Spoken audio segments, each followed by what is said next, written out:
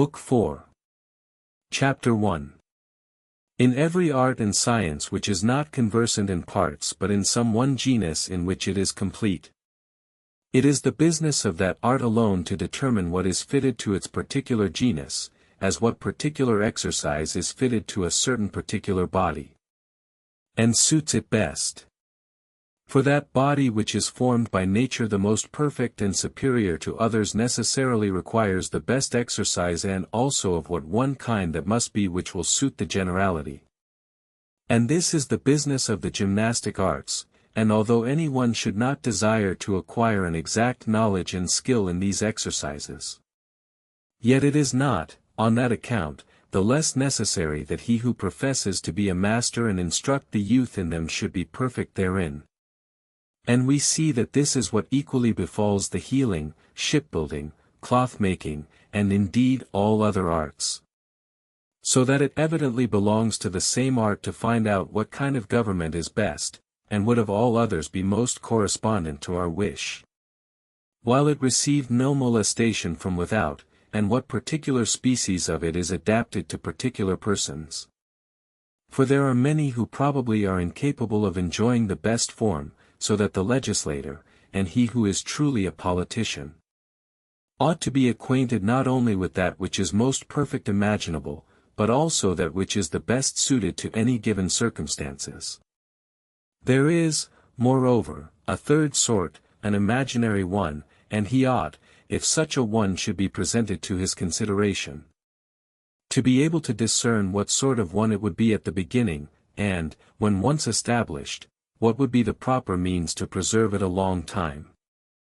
I mean, for instance, if a state should happen not to have the best form of government, or be deficient in what was necessary, or not receive every advantage possible, but something less.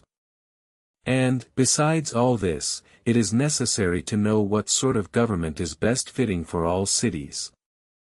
For most of those writers who have treated this subject, however speciously they may handle other parts of it, have failed in describing the practical parts, for it is not enough to be able to perceive what is best without it is what can be put in practice. It should also be simple, and easy for all to attain to. But some seek only the most subtle forms of government. Others again, choosing rather to treat of what is common, censure those under which they live, and extol the excellence of a particular state, as the Lacedaemonian, or some other. But every legislator ought to establish such a form of government as from the present state and disposition of the people who are to receive it they will most readily submit to and persuade the community to partake of. For it is not a business of less trouble to correct the mistakes of an established government than to form a new one, as it is as difficult to recover what we have forgot as to learn anything afresh. He, therefore, who aspires to the character of a legislator, ought, besides all we have already said, to be able to correct the mistakes of a government already established. As we have before mentioned addition, but this is impossible to be done by him who does not know how many different forms of government there are. Some persons think that there is only one species both of democracy and oligarchy, but this is not true. So that every one should be acquainted with the difference of these governments, how great they are, and whence they arise, and should have equal knowledge to perceive what laws are best, and what are most suitable to each particular government. For all laws are, and ought to be, framed agreeable to the state that is to be governed by them, and not the state to the laws. For government is a certain ordering in a state which particularly respects the magistrates in what manner they shall be regulated, and where the supreme power shall be placed, and what shall be the final object which each community shall have in view. But the laws are something different from what regulates and expresses the form of the constitution. It is their office to direct the conduct of the magistrate in the execution of his office and the punishment of offenders. From whence it is evident, that the founders of laws should attend both to the number and the different sorts of government. For it is impossible that the same laws should be calculated for all sorts of oligarchies and all sorts of democracies. For of both these governments there are many species, not one only. Chapter 2. Since, then, according to our first method in treating of the different forms of government, we have divided those which are regular into three sorts: the kingly, the aristocratical, the free states, and shown the three excesses which these are liable to. The kingly, of becoming tyrannical, the aristocratical, oligarchical, and the free state, democratical.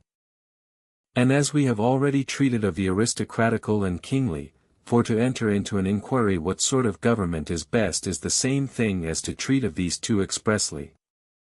For each of them desires to be established upon the principles of virtue, and as, moreover, we have already determined wherein a kingly power and an aristocracy differ from each other. And when a state may be said to be governed by a king, it now remains that we examine into a free state. And also these other governments, an oligarchy, a democracy, and a tyranny, and it is evident of these three excesses which must be the worst of all. And which next to it, for, of course, the excesses of the best and most holy must be the worst, for it must necessarily happen either that the name of king only will remain, or else that the king will assume more power than belongs to him, from whence tyranny will arise, the worst excess imaginable. A government the most contrary possible to a free state. The excess next hurtful is an oligarchy, for an aristocracy differs much from this sort of government, that which is least so is a democracy. Now I affirm, that all these states have, without exception, fallen into excess, and also that he should not have said that one oligarchy was better than another, but that it was not quite so bad. But this question we shall not enter into at present. We shall first inquire how many different sorts of free states there are, since there are many species of democracies and oligarchies.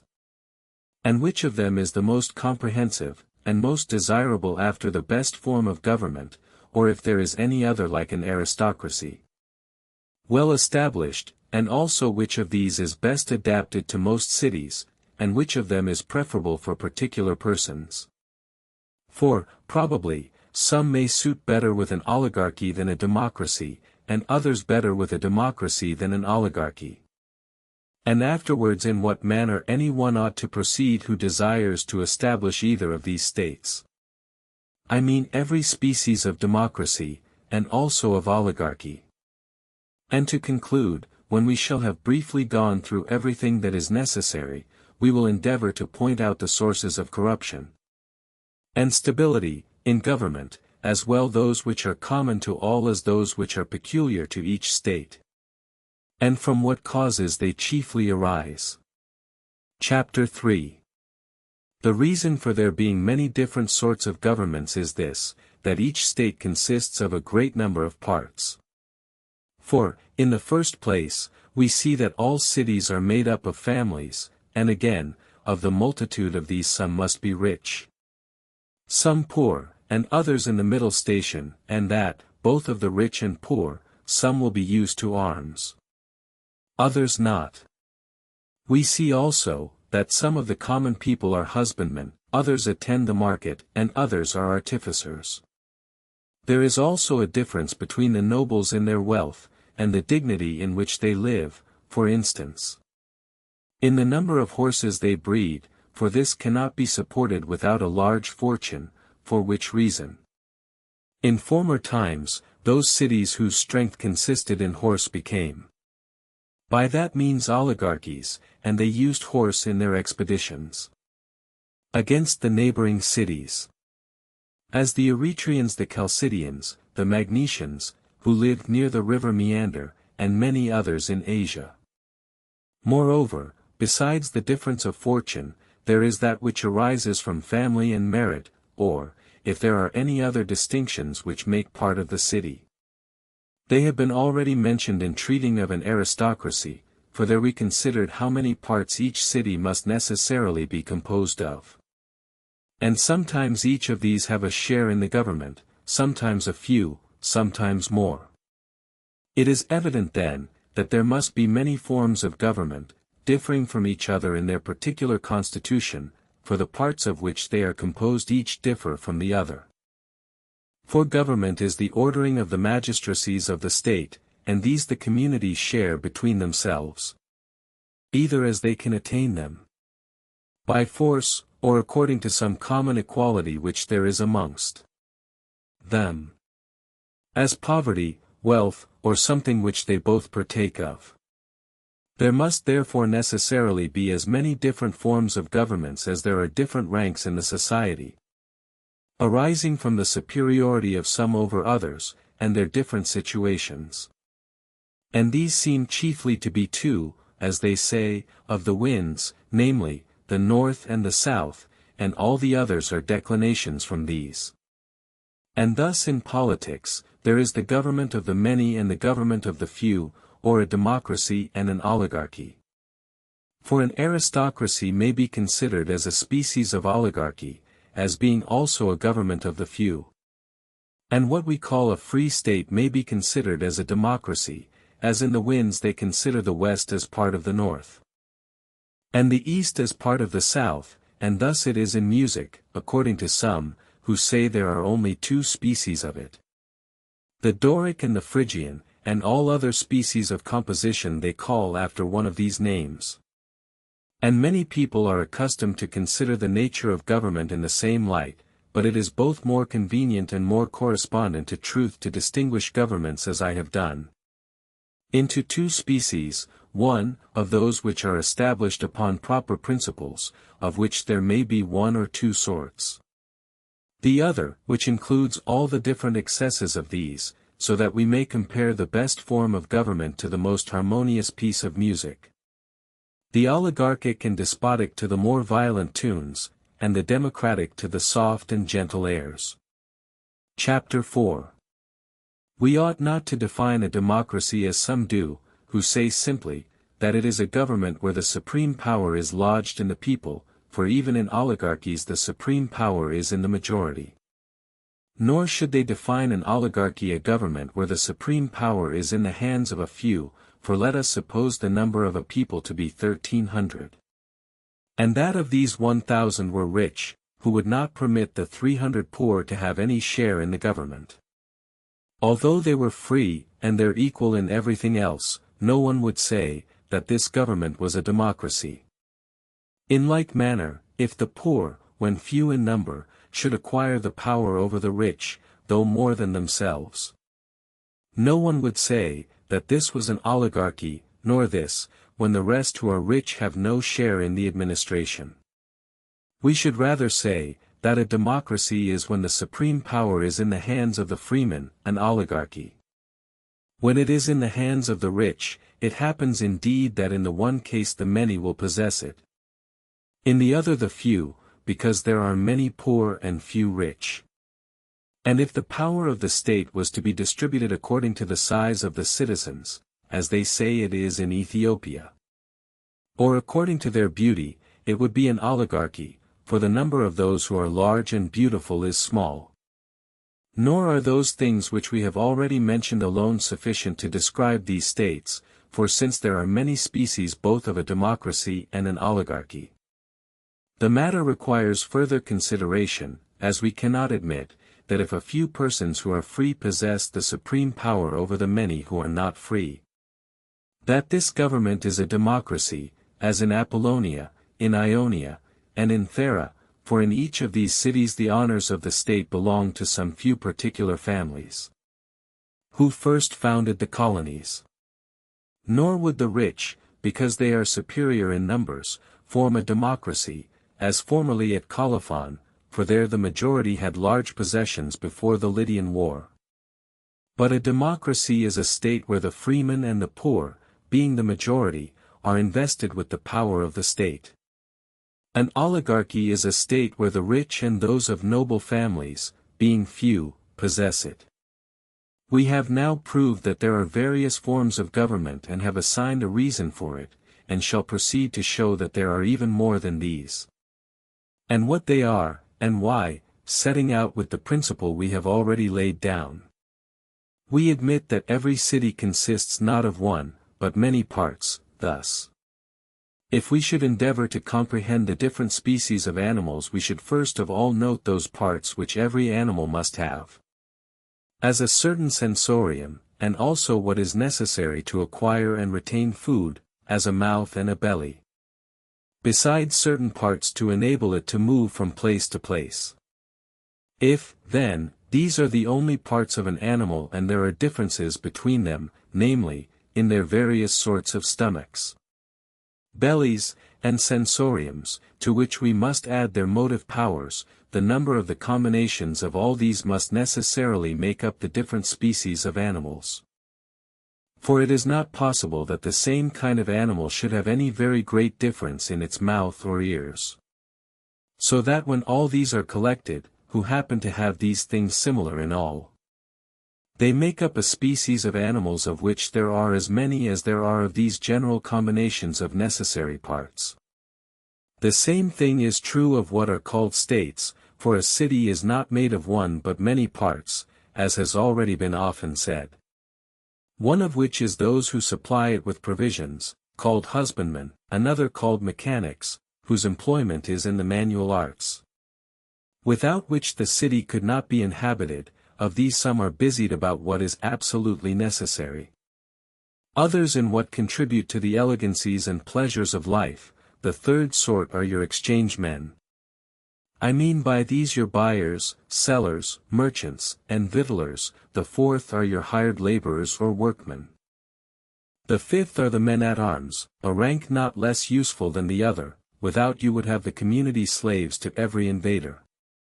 But what cannot defend itself is unworthy of the name of a city, for a city is self-sufficient, a slave not.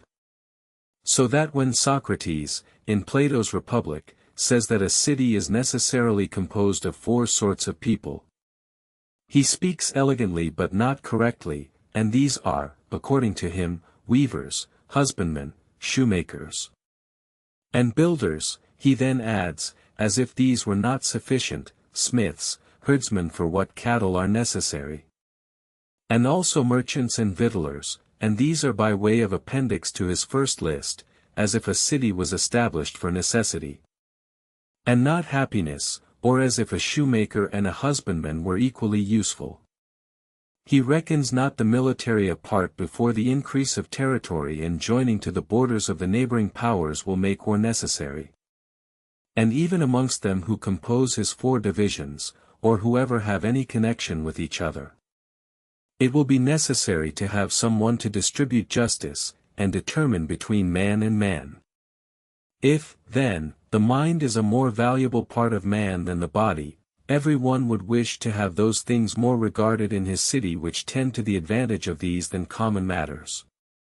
Such are war and justice, to which may be added counsel, which is the business of civil wisdom, nor is it of any consequence whether these different employments are filled by different persons or one. As the same man is oftentimes both a soldier and a husbandman, so that if both the judge and the senator are parts of the city, it necessarily follows that the soldier must be so also. The 7th sort are those who serve the public in expensive employments at their own charge. These are called the rich. The 8th are those who execute the different offices of the state, and without these it could not possibly subsist. It is therefore necessary that there should be some persons capable of governing and filling the places in the city. And this either for life or in rotation, the office of senator, and judge, of which we have already sufficiently treated, are the only ones remaining. If, then, these things are necessary for a state, that it may be happy and just, it follows that the citizens who engage in public affairs should be men of abilities therein. Several persons think, that different employments may be allotted to the same person, as a soldier's, a husbandman's, and an artificer's, as also that others may be both senators and judges. Besides, every one supposes himself a man of political abilities, and that he is qualified for almost every department in the state. But the same person cannot at once be poor and rich, for which reason the most obvious division of the city is into 2 parts.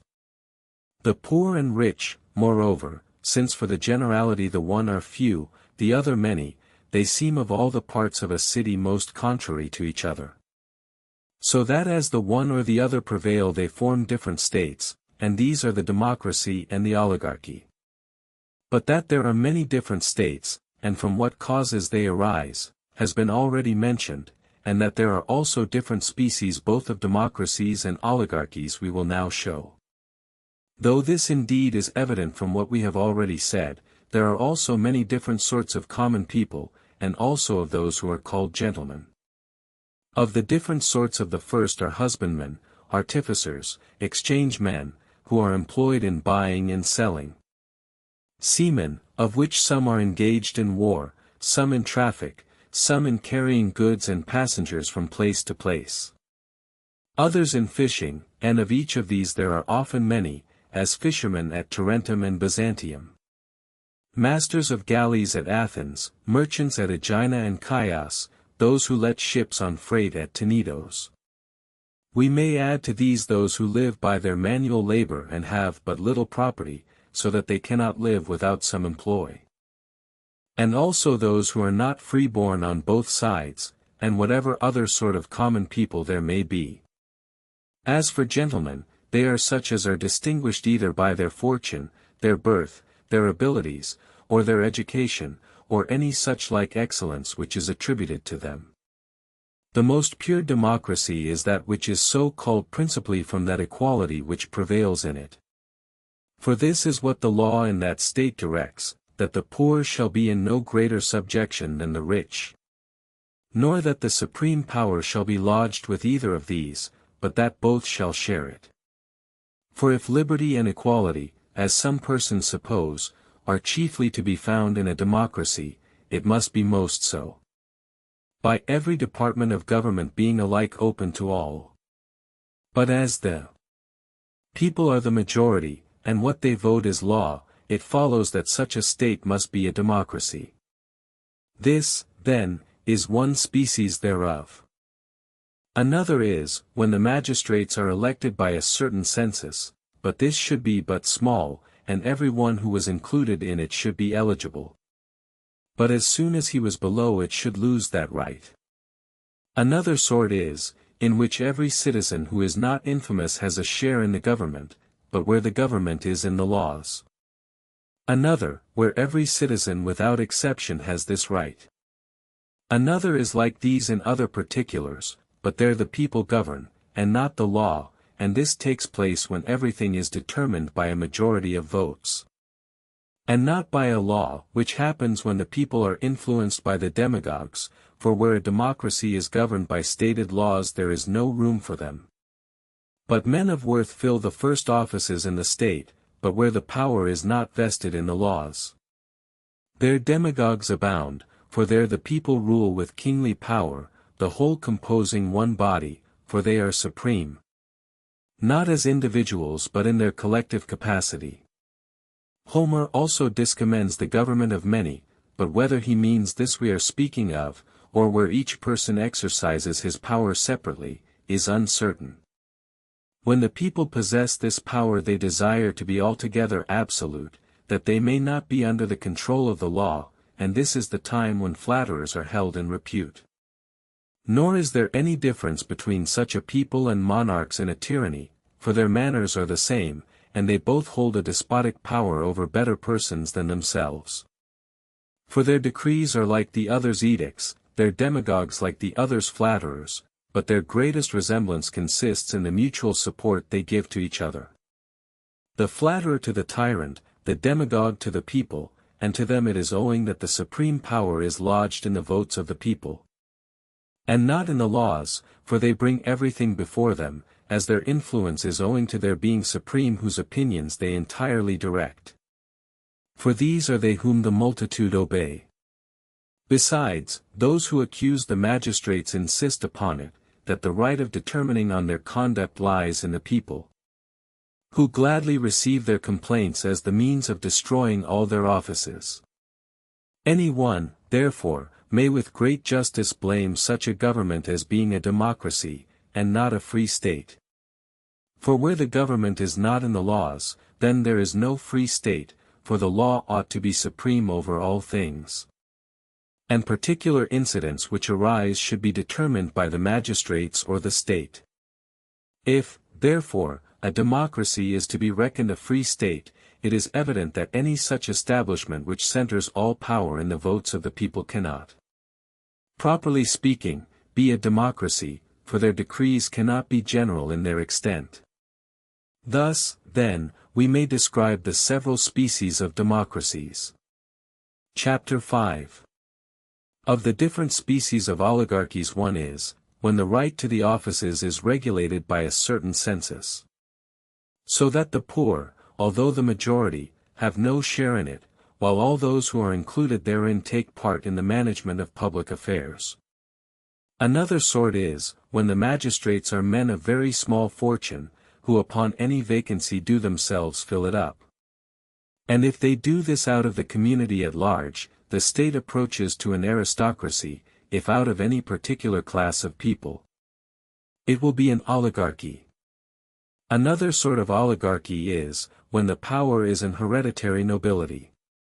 The fourth is, when the power is in the same hands as the other, but not under the control of law, and this sort of oligarchy exactly corresponds to a tyranny in monarchies, and to that particular species of democracies which I last mentioned in treating of that state. This has the particular name of a dynasty. These are the different sorts of oligarchies and democracies. It should also be known, that it often happens that a free state, where the supreme power is in the laws, may not be democratic, and yet in consequence of the established manners and customs of the people, may be governed as if it was. So, on the other hand, where the laws may countenance a more democratic form of government, these may make the state inclining to an oligarchy. And this chiefly happens when there has been any alteration in the government, for the people do not easily change, but love their own ancient customs, and it is by small degrees only that one thing takes place of another, so that the ancient laws will remain, while the power will be in the hands of those who have brought about a revolution in the state. Chapter 6. It is evident from what has been said, that there are as many different sorts of democracies and oligarchies as I have reckoned up. For, of necessity, either all ranks of the people which I have enumerated must have a share in the government, or some only, and others not, for when the husbandmen, and those only who possess moderate fortunes, have the supreme power, they will govern according to law, for as they must get their livings by their employs, they have but little leisure for public business. They will therefore establish proper laws, and never call public assemblies but when there is a necessity for them. And they will readily let every one partake with them in the administration of public affairs as soon as they possess that fortune which the law requires for their qualification. Every one, therefore, who is qualified will have his share in the government, for to exclude any would be to make the government an oligarchy. And for all to have leisure to attend without they had a subsistence would be impossible, for these reasons. Therefore, this government is a species of democracy. Another species is distinguished by the mode of electing their magistrates, in which every one is eligible, to whose birth there are no objections, provided he is supposed to have leisure to attend, for which reason in such a democracy the supreme power will be vested in the laws, as there will be nothing paid to those who go to the public assemblies. A third species is where every freeman has a right to a share in the government, which he will not accept for the cause already assigned, for which reason here also the supreme power will be in the law. The fourth species of democracy, the last which was established in order of time, arose when cities were greatly enlarged to what they were at first, and when the public revenue became something considerable, for then the populace, on account of their numbers, were admitted to share in the management of public affairs, for then even the poorest people were at leisure to attend to them, as they received wages for so doing. Nay, they were more so than others, as they were not hindered by having anything of their own to mind, as the rich had, for which reason these last very often did not frequent the public assemblies and the courts of justice. Thus the supreme power was lodged in the poor, and not in the laws. These are the different sorts of democracies, and such are the causes which necessarily gave birth to them. The first species of oligarchy is, when the generality of the state are men of moderate and not too large property. For this gives them leisure for the management of public affairs, and, as they are a numerous body, it necessarily follows that the supreme power must be in the laws, and not in men, for as they are far removed from a monarchical government, and have not sufficient fortune to neglect their private affairs. While they are too many to be supported by the public, they will of course determine to be governed by the laws, and not by each other. But if the men of property in the state are but few, and their property is large, then an oligarchy of the second sort will take place. For those who have most power will think that they have a right to lord it over the others, and, to accomplish this, they will associate to themselves some who have an inclination for public affairs, and as they are not powerful enough to govern without law, they will make a law for that purpose. And if those few who have large fortunes should acquire still greater power, the oligarchy will then alter into one of the third sort. For they will get all the offices of the state into their own hands by a law which directs the son to succeed upon the death of his father. And, after that, when, by means of their increasing wealth and powerful connections, they extend still further their oppression, a monarchical dynasty will directly succeed wherein men will be supreme, and not the law, and this is the fourth species of an oligarchy correspondent to the last mentioned class of democracies. Chapter 7. There are besides two other states, a democracy and an oligarchy, one of which all speak of, and it is always esteemed a species of the four sorts. And thus they reckon them up, a monarchy, an oligarchy, a democracy, and this fourth which they call an aristocracy. There is also a fifth, which bears a name that is also common to the other four, namely, a state, but as this is seldom to be met with, it has escaped those who have endeavored to enumerate the different sorts of governments, which they fix at four only, as does Plato in his Republic. An aristocracy, of which I have already treated in the first book, is rightly called so, for a state governed by the best men, upon the most virtuous principles, and not upon any hypothesis, which even good men may propose, has alone a right to be called an aristocracy. For it is there only that a man is at once a good man and a good citizen, while in other states men are good only relative to those states. Moreover, there are some other states which are called by the same name, that differ both from oligarchies and free states, wherein not only the rich but also the virtuous have a share in the administration, and have therefore acquired the name of aristocracies. For in those governments wherein virtue is not their common care, there are still men of worth and approved goodness. Whatever state, then, like the Carthaginians, favors the rich, the virtuous, and the citizens at large, is a sort of aristocracy, when only the two latter are held in esteem, as at Lacedaemon, and the state is jointly composed of these. It is a virtuous democracy. These are the two species of aristocracies after the first, which is the best of all governments. There is also a third, which is, whenever a free state inclines to the dominion of a few. Chapter 8. It now remains for us to treat of that government which is particularly called a free state, and also of a tyranny. And the reason for my choosing to place that free state here is, because this, as well as those aristocracies already mentioned, although they do not seem excesses, yet, to speak true, they have all departed from what a perfect government is. Nay, they are deviations both of them equally from other forms, as I said at the beginning. It is proper to mention a tyranny the last of all governments, for it is of all others the least like one. But as my intention is to treat of all governments in general, for this reason that also, as I have said, will be taken into consideration in its proper place, I shall now inquire into a free state and show what it is, and we shall the better understand its positive nature as we have already described an oligarchy and a democracy.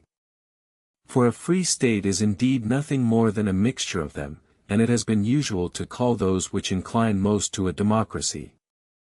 A free state, those which incline most to an oligarchy, an aristocracy, because those who are rich are generally men of family and education. Besides, they enjoy those things which others are often guilty of crimes to procure, for which reason they are regarded as men of worth and honor and note. Since, then, it is the genius of an aristocracy to allot the larger part of the government to the best citizens. They therefore say, that an oligarchy is chiefly composed of those men who are worthy and honorable. Now it seems impossible that where the government is in the hands of the good, there the laws should not be good. But bad, or, on the contrary, that where the government is in the hands of the bad, there the laws should be good. Nor is a government well constituted because the laws are, without at the same time care is taken that they are observed. For to enforce obedience to the laws which it makes is one proof of a good constitution in the state, another is to have laws well calculated for those who are to abide by them, for if they are improper they must be obeyed. And this may be done two ways, either by their being the best relative to the particular state, or the best absolutely. An aristocracy seems most likely to confer the honors of the state on the virtuous, for virtue is the object of an aristocracy. Riches of an oligarchy, and liberty of a democracy, for what is approved of by the majority will prevail in all or in each of these three different states. And that which seems good to most of those who compose the community will prevail, for what is called a state prevails in many communities, which aim at a mixture of rich and poor, riches and liberty. As for the rich, they are usually supposed to take the place of the worthy and honorable. As there are three things which claim an equal rank in the state, freedom, riches, and virtue, for as for the fourth rank, it is an attendant on two of the others, for virtue and riches are the origin of family, it is evident that the conjuncture of the rich and the poor make up a free state, but that all three tend to an aristocracy more than any other. Except that which is truly so, which holds the first rank. We have already seen that there are governments different from a monarchy, a democracy, and an oligarchy. And what they are, and wherein they differ from each other, and also aristocracies and states properly so called, which are derived from them, and it is evident that these are not much unlike each other. Chapter 9. We shall next proceed to show how that government which is peculiarly called a state arises alongside of democracy and oligarchy, and how it ought to be established, and this will at the same time show what are the proper boundaries of both these governments. For we must mark out wherein they differ from one another, and then from both these compose a state of such parts of each of them as will show from whence they were taken. There are three different ways in which two states may be blended and joined together, for, in the first place, all those rules may be adopted which the laws of each of them have ordered, as for instance in the judicial department. For in an oligarchy the rich are fined if they do not come to the court as jurymen, but the poor are not paid for their attendance. But in democracies they are, while the rich are not fined for their neglect. Now these things, as being common to both, are fit to be observed in a free state which is composed of both. This, then, is one way in which they may be joined together. In the second place, a medium may be taken between the different methods which each state observes, for instance. In a democracy the right to vote in the public assembly is either confined by no census at all, or limited by a very small one. In an oligarchy none enjoy it but those whose census is high, therefore, as these two practices are contrary to each other, a census between each may be established in such a state. In the third place, different laws of each community may be adopted, as, for instance, as it seems correspondent to the nature of a democracy, that the magistrates should be chosen by lot, but an aristocracy by vote, and in the one state according to a census. But not in the other. Let, then, an aristocracy and a free state copy something from each of them, let them follow an oligarchy in choosing their magistrates by vote. But a democracy in not admitting of any census, and thus blend together the different customs of the two governments. But the best proof of a happy mixture of a democracy and an oligarchy is this, when a person may properly call the same state a democracy and an oligarchy. It is evident that those who speak of it in this manner are induced to it because both these governments are there well blended together. And indeed this is common to all mediums, that the extremes of each side should be discerned therein. As at Lacedaemon, for many affirm that it is a democracy from the many particulars in which it follows that form of government. As for instance, in the first place, in the bringing up of their children, for the rich and poor are brought up in the same manner. And their education is such that the children of the poor may partake of it, and the same rules are observed when they are youths and men. There is no distinction between a rich person and a poor one, and in their public tables the same provision is served to all. The rich also wear only such clothes as the poorest man is able to purchase. Moreover, with respect to two magistracies of the highest rank, one they have a right to elect to, the other to fill, namely, the Senate and the Ephori. Others consider it as an oligarchy, the principles of which it follows in many things, as in choosing all their officers by vote. And not by lot, in there being but a few who have a right to sit in judgment on capital causes and the like. Indeed, a state which is well composed of two others ought to resemble them both, and neither, such a state ought to have its means of preservation in itself. And not without, and when I say in itself, I do not mean that it should owe this to the forbearance of their neighbors. For this may happen to a bad government, but to every member of the communities not being willing that there should be the least alteration in their constitution. Chapter 10. It now remains to treat of a tyranny, not that there is much to be said on that subject, but as it makes part of our plan, since we enumerated it amongst our different sorts of governments. In the beginning of this work we inquired into the nature of kingly government, and entered into a particular examination of what was most properly called so. And whether it was advantageous to a state or not, and what it should be, and how established, and we divided a tyranny into two pieces when we were upon this subject. Because there is something analogous between this and a kingly government, for they are both of them established by law. For among some of the barbarians they elect a monarch with absolute power, and formerly among the Greeks there were some such, whom they called Sesamides. Now these differ from each other, for some possess only kingly power regulated by law, and rule those who voluntarily submit to their government, others rule despotically according to their own will.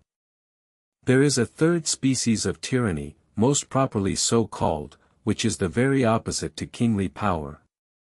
For this is the government of one who rules over his equals and superiors without being accountable for his conduct, and whose object is his own advantage, and not the advantage of those he governs, for which reason he rules by compulsion. For no freeman will ever willingly submit to such a government. These are the different species of tyrannies, their principles, and their causes. Chapter 11. We proceed now to inquire what form of government and what manner of life is best for communities in general.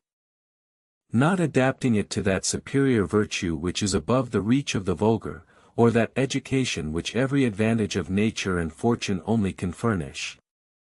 Nor to those imaginary plans which may be formed at pleasure, but to that mode of life which the greater part of mankind can attain to. And that government which most cities may establish, for as to those aristocracies which we have now mentioned, they are either too perfect for a state to support, or one so nearly alike to that state we now going to inquire into, that we shall treat of them both as one. The opinions which we form upon these subjects must depend upon one common principle, for if what I have said in my treatise on morals is true, a happy life must arise from an uninterrupted course of virtue, and if virtue consists in a certain medium. The middle life must certainly be the happiest, which medium is attainable by every one.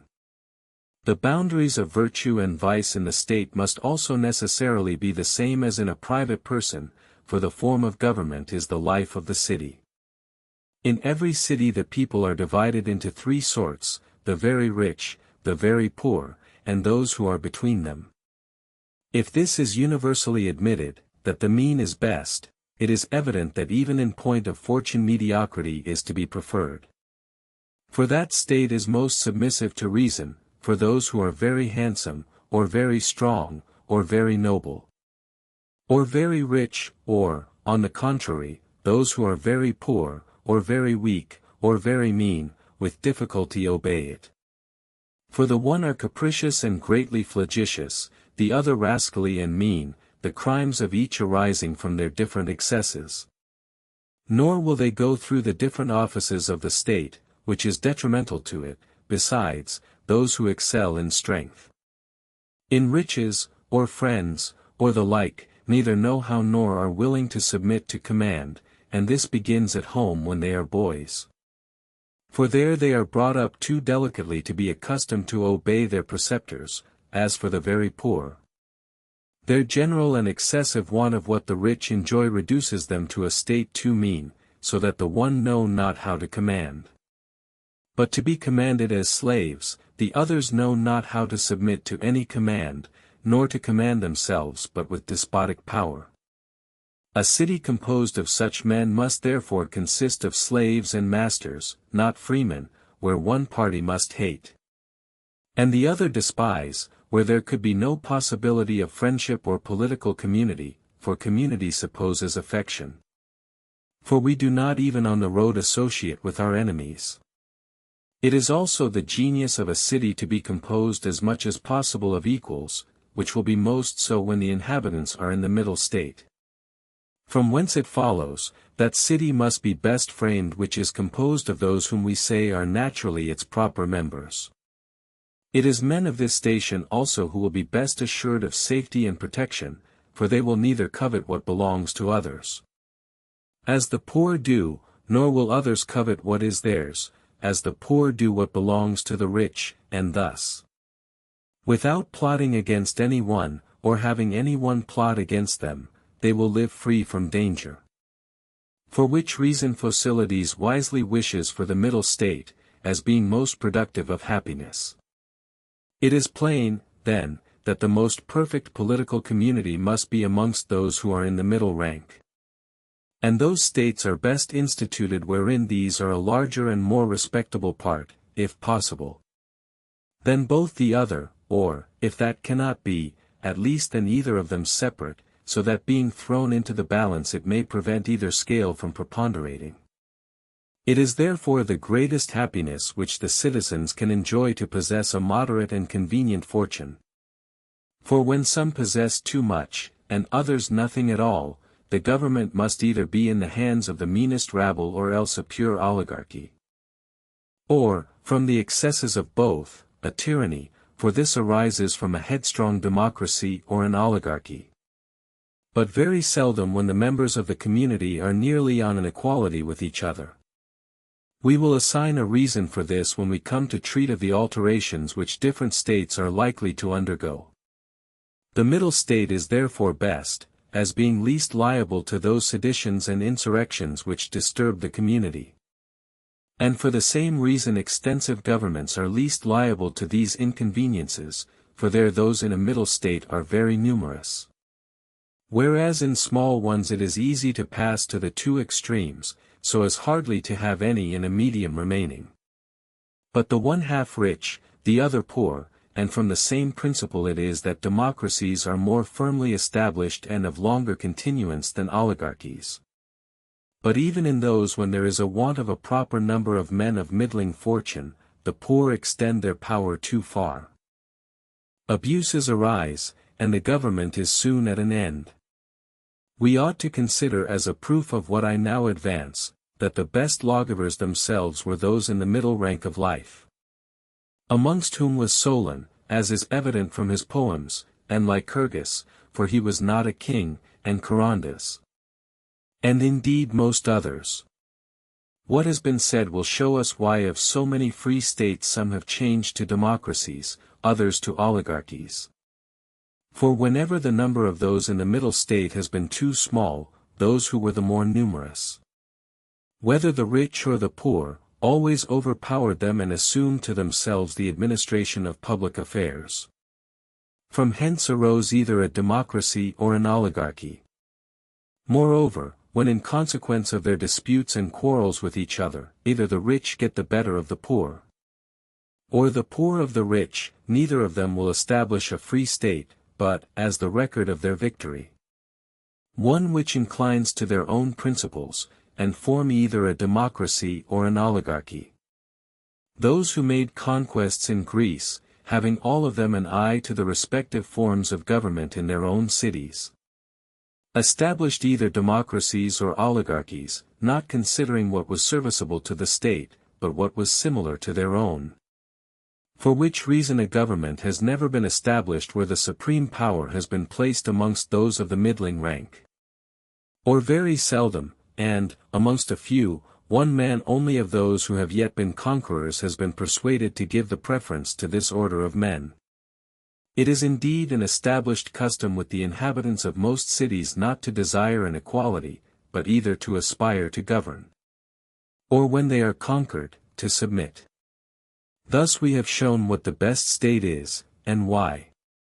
It will not be difficult to perceive of the many states which there are, for we have seen that there are various forms both of democracies and oligarchies, to which we should give the first place, to which the second, and in the same manner the next also, and to observe what are the particular excellences and defects of each. After we have first described the best possible, for that must be the best which is nearest to this, that worst which is most distant from the medium, without any one has a particular plan of his own which he judges by. I mean by this, that it may happen, that although one form of government may be better than another, yet there is no reason to prevent another from being preferable thereunto in particular circumstances and for particular purposes. Chapter 12. After what has been said, it follows that we should now show what particular form of government is most suitable for particular persons. First laying this down as a general maxim, that party which desires to support the actual administration of the state ought always to be superior to that which would alter it. Every city is made up of quality and quantity. By quality I mean liberty, riches, education, and family. And by quantity its relative populousness. Now it may happen that quality may exist in one of those parts of which the city is composed, and quantity in another, thus the number of the ignoble may be greater than the number of those of family, the number of the poor than that of the rich, but not so that the quantity of the one shall overbalance the quality of the other. Those must be properly adjusted to each other, for where the number of the poor exceeds the proportion we have mentioned, there a democracy will rise up, and if the husbandry should have more power than others, it will be a democracy of husbandmen. And the democracy will be a particular species according to that class of men which may happen to be most numerous. Thus, should these be the husbandmen, it will be of these, and the best, if of mechanics and those who hire themselves out, the worst possible. In the same manner it may be of any other set between these two. But when the rich and the noble prevail more by their quality than they are deficient in quantity, there an oligarchy ensues. And this oligarchy may be of different species, according to the nature of the prevailing party. Every legislator in framing his constitution ought to have a particular regard to those in the middle rank of life. And if he intends an oligarchy, these should be the object of his laws; if a democracy, to these they should be entrusted. And whenever their number exceeds that of the two others, or at least one of them, they give stability to the constitution. For there is no fear that the rich and the poor should agree to conspire together against them, for neither of these will choose to serve the other. If any one would choose to fix the administration on the widest basis, he will find none preferable to this. For to rule by turns is what the rich and the poor will not submit to, on account of their hatred to each other. It is, moreover, allowed that an arbitrator is the most proper person for both parties to trust to. Now this arbitrator is the middle rank. Those who would establish aristocratical governments are mistaken not only in giving too much power to the rich, but also in deceiving the common people, for at last, instead of an imaginary good, they must feel a real evil. For the encroachments of the rich are more destructive to the state than those of the poor. Chapter 13. There are 5 particulars in which, under fair pretenses, the rich craftily endeavor to undermine the rights of the people. These are their public assemblies, their offices of state, their courts of justice, their military power, and their gymnastic exercises. With respect to their public assemblies, in having them open to all, but in fining the rich only, or others very little. For not attending, with respect to offices, in permitting the poor to swear off, but not granting this indulgence to those who are within the census. With respect to their courts of justice, in fining the rich for non-attendance, but the poor not at all. Or those a great deal, and these very little, as was done by the laws of Charondas. In some places every citizen who was enrolled had a right to attend the public assemblies and to try causes, which if they did not do, a very heavy fine was laid upon them, that through fear of the fine they might avoid being enrolled, as they were then obliged to do neither the one nor the other. The same spirit of legislation prevailed with respect to their bearing arms and their gymnastic exercises. For the poor are excused if they have no arms, but the rich are fined. The same method takes place if they do not attend their gymnastic exercises. There is no penalty on one, but there is on the other, the consequence of which is, that the fear of this penalty induces the rich to keep the one and attend the other, while the poor do neither. These are the deceitful contrivances of oligarchical legislators. The contrary prevails in a democracy, for there they make the poor a proper allowance for attending the assemblies and the courts, but give the rich nothing for doing it, whence it is evident, that if any one would properly blend these customs together, they must extend both the pay and the fine to every member of the community, and then every one would share in it. Whereas part only now do. The citizens of a free state ought to consist of those only who bear arms. With respect to their census it is not easy to determine exactly what it ought to be. But the rule that should direct upon this subject should be to make it as extensive as possible, so that those who are enrolled in it make up a greater part of the people than those who are not. For those who are poor, although they partake not of the offices of the state, are willing to live quiet, provided that no one disturbs them in their property, but this is not an easy matter, for it may not always happen that those who are at the head of public affairs are of a humane behavior. In time of war the poor are accustomed to show no alacrity without they have provisions found them. When they have, then indeed they are willing to fight. In some governments the power is vested not only in those who bear arms, but also in those who have borne them. Among the Malians the state was composed of these latter only, for all the officers were soldiers who had served their time. And the first states in Greece which succeeded those where kingly power was established, were governed by the military.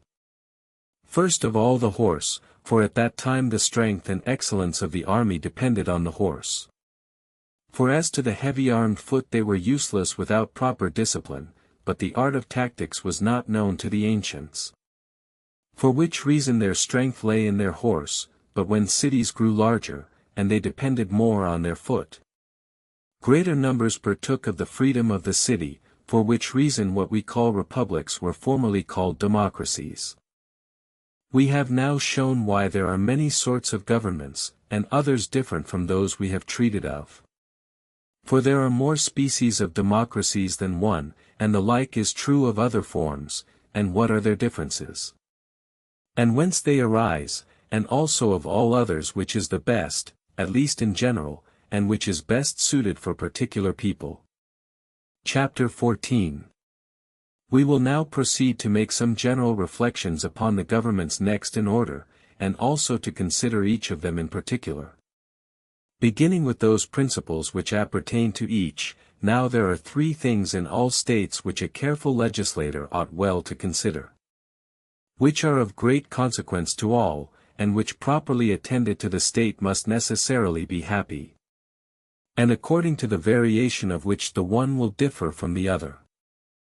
The first of these is the public assembly, the second the officers of the state, that is, who they ought to be, and with what power they should be entrusted, and in what manner they should be appointed, the third, the judicial department.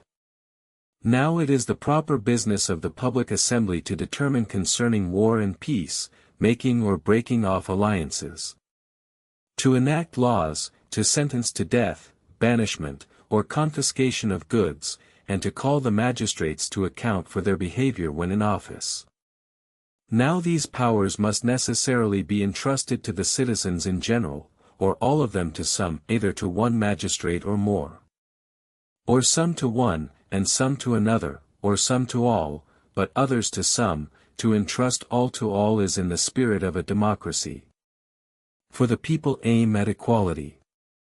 There are many methods of delegating these powers to the citizens at large, one of which is to let them execute them by turn, and not altogether, as was done by Telecles, the Milesian, in his state. In others the Supreme Council is composed of the different magistrates, and they succeed to the offices of the community by proper divisions of tribes, wards, and other very small proportions, till every one in his turn goes through them, nor does the whole community ever meet together. Without it is when new laws are enacted, or some national affair is debated, or to hear what the magistrates have to propose to them. Another method is for the people to meet in a collective body, but only for the purpose of holding the comitia, making laws, determining concerning war or peace, and inquiring into the conduct of their magistrates, while the remaining part of the public business is conducted by the magistrates, who have their separate departments, and are chosen out of the whole community either by vote or ballot. Another method is for the people in general to meet for the choice of the magistrates, and to examine into their conduct, and also to deliberate concerning war and alliances, and to leave other things to the magistrates, whoever happen to be chosen, whose particular employments are such as necessarily require persons well skilled therein. A fourth method is for every person to deliberate upon every subject in public assembly, where the magistrates can determine nothing of themselves, and have only the privilege of giving their opinions first, and this is the method of the most pure democracy, which is analogous to the proceedings in a dynastic oligarchy and a tyrannic monarchy. These, then, are the methods in which public business is conducted in a democracy. When the power is in the hands of part of the community only, it is an oligarchy, and this also admits of different customs. For whenever the officers of the state are chosen out of those who have a moderate fortune, and these from that circumstance are many, and when they depart not from that line which the law has laid down, but carefully follow it, and when all within the census are eligible, certainly it is then an oligarchy, but founded on true principles of government from its moderation. When the people in general do not partake of the deliberative power, but certain persons chosen for that purpose, who govern according to law, this also, like the first, is an oligarchy. When those who have the deliberative power elect each other, and the son succeeds to the father, and when they can supersede the laws, such a government is of necessity a strict oligarchy. When some persons determine on one thing, and others on another, as war and peace, and when all inquire into the conduct of their magistrates, and other things are left to different officers, elected either by vote or lot, then the government is an aristocracy or a free state. When some are chosen by vote and others by lot, and these either from the people in general, or from a certain number elected for that purpose, or if both the votes and the lots are open to all, such a state is partly an aristocracy, partly a free government itself. These are the different methods in which the deliberative power is vested in different states, all of whom follow some regulation here laid down.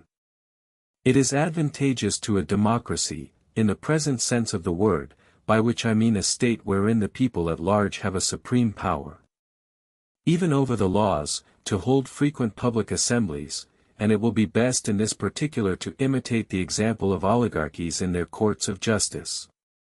For they fine those who are appointed to try causes if they do not attend, so should they reward the poor for coming to the public assemblies.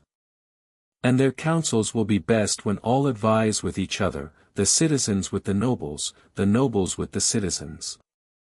It is also advisable when the council is to be composed of part of the citizens, to elect, either by vote or lot, an equal number of both ranks. It is also proper, if the common people in the state are very numerous, either not to pay every one for his attendance, but such a number only as will make them equal to the nobles, or to reject many of them by lot.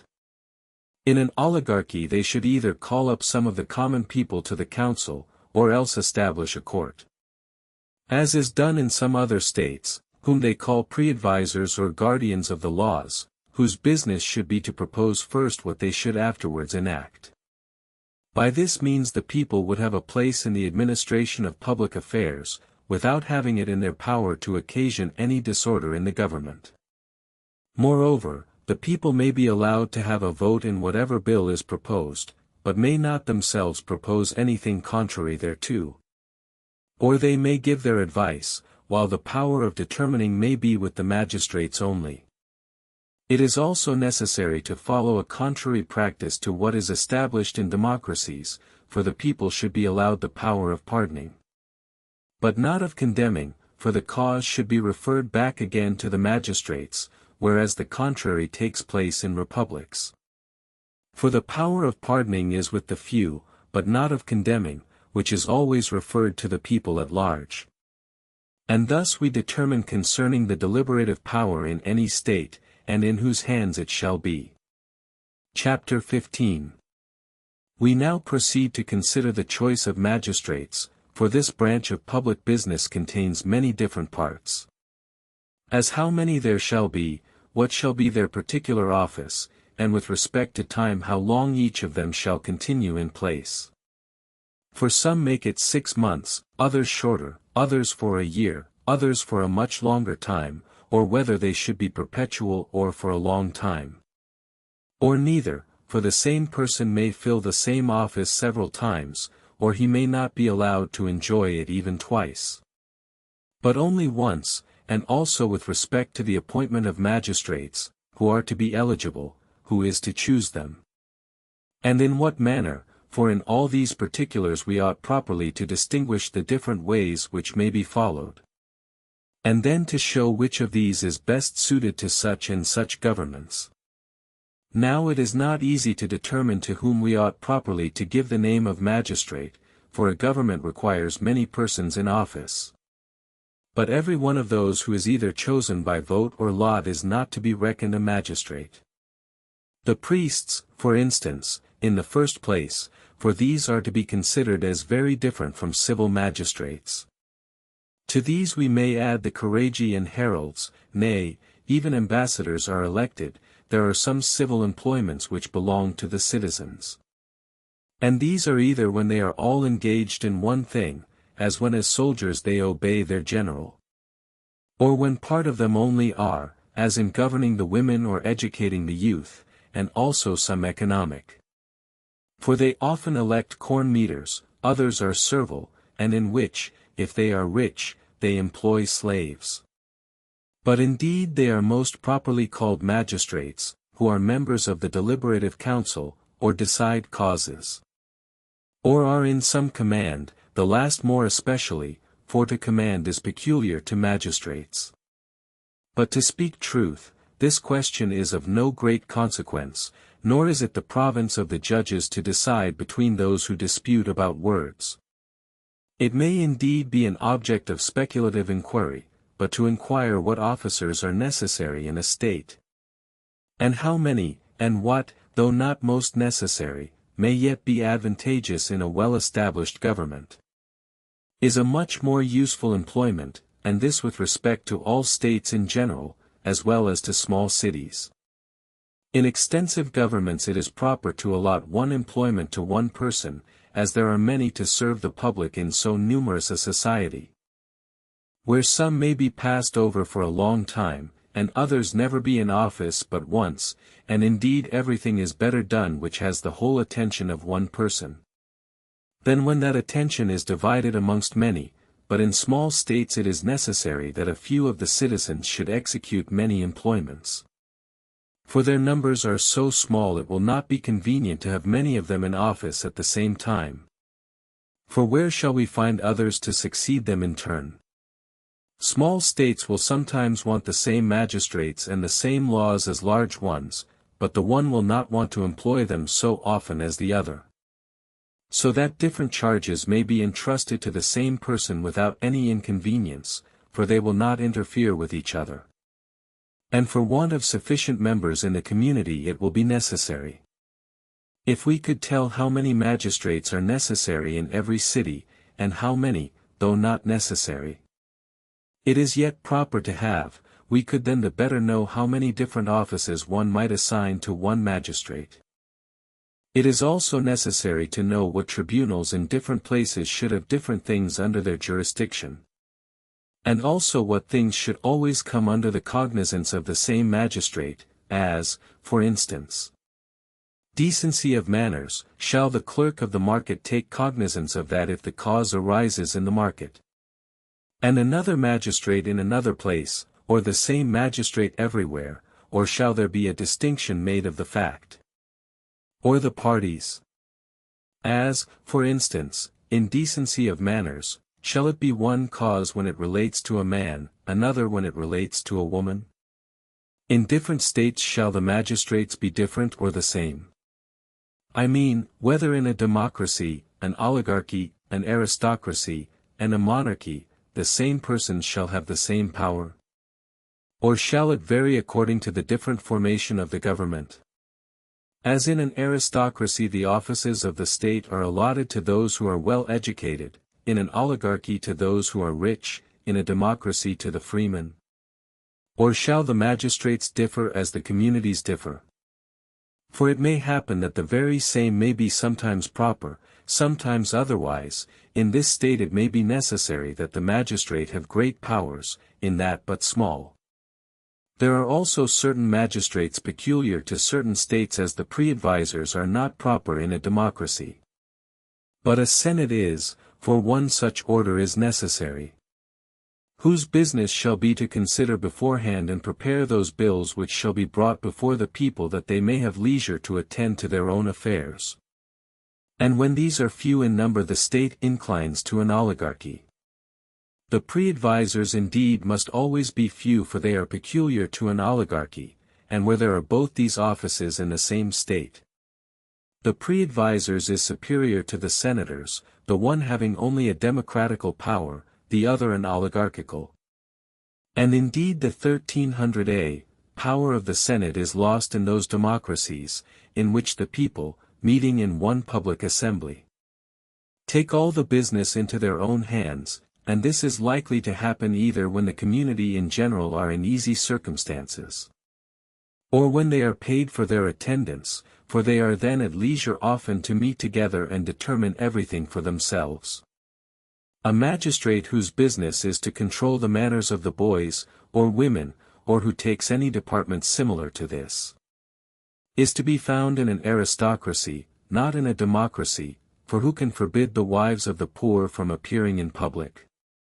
Neither is such a one to be met with in an oligarchy, for the women there are too delicate to bear control. And thus much for this subject. Let us endeavor to treat at large of the establishment of magistrates, beginning from first principles. Now, they differ from each other in three ways, from which, blended together, all the varieties which can be imagined arise.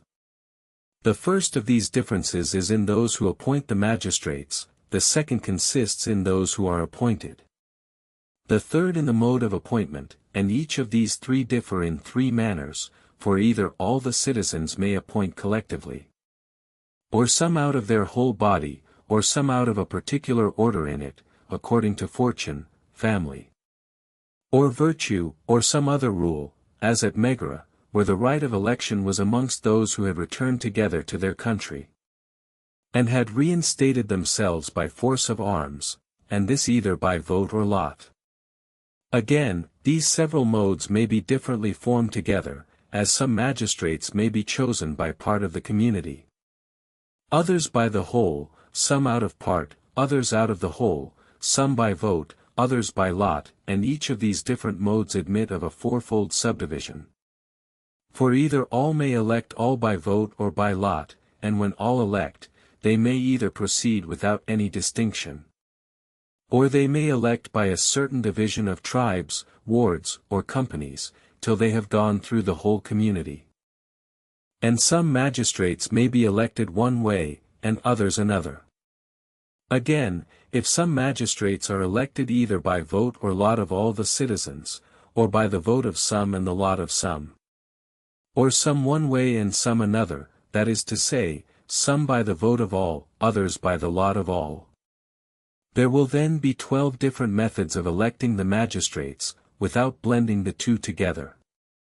Of these there are 2 adapted to a democracy, namely, to have all the magistrates chosen out of all the people, either by vote or lot, or both, that is to say, some of them by lot, some by vote.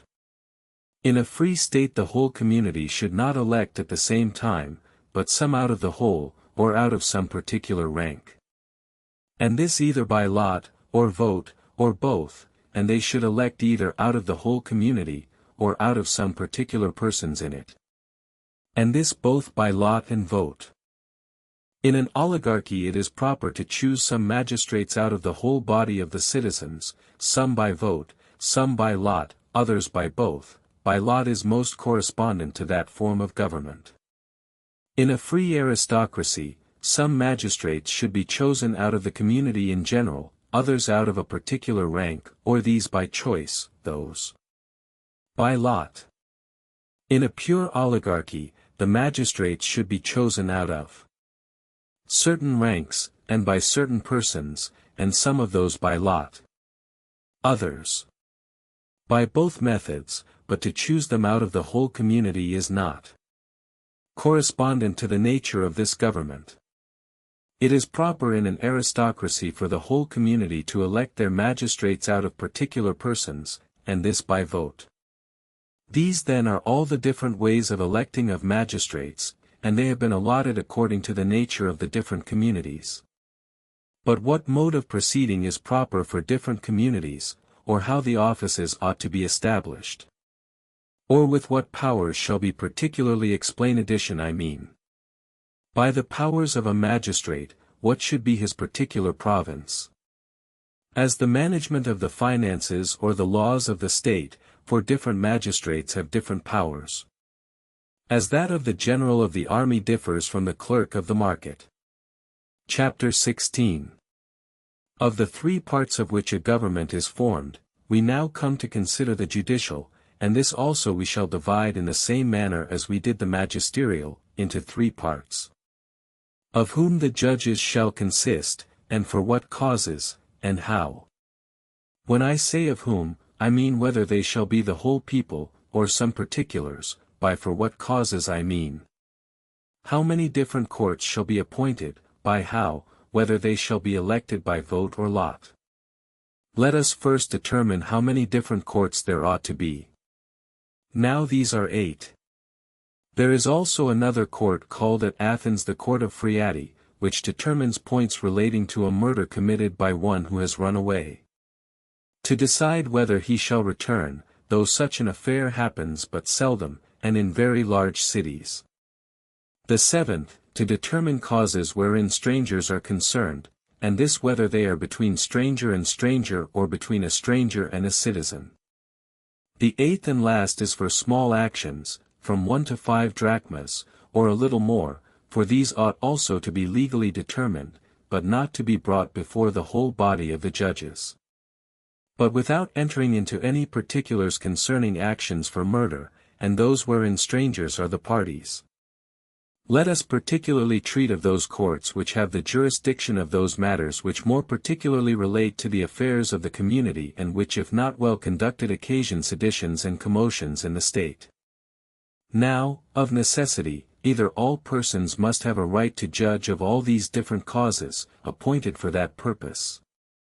Either by vote or lot, or all, some of them by vote and others by lot, or in some causes by vote. In others by lot. Thus there will be 4 sorts of judges. Their 1301a, will be just the same number also if they are chosen out of part of the people only, for either all the judges must be chosen out of that part either by vote or lot. Or some by lot and some by vote, or the judges in particular causes must be chosen some by vote, others by lot. By which means there will be the same number of them also as was mentioned addition. Besides, different judges may be joined together. I mean those who are chosen out of the whole people or part of them or both, so that all 3 may sit together in the same court. And this either by vote, lot, or both. And thus much for the different sorts of judges. Of these appointments that which admits all the community to be judges in all causes is most suitable to a democracy. The second, which appoints that certain persons shall judge all causes, to an oligarchy. The third, which appoints the whole community to be judges in some causes, but particular persons in others, to an aristocracy or free state.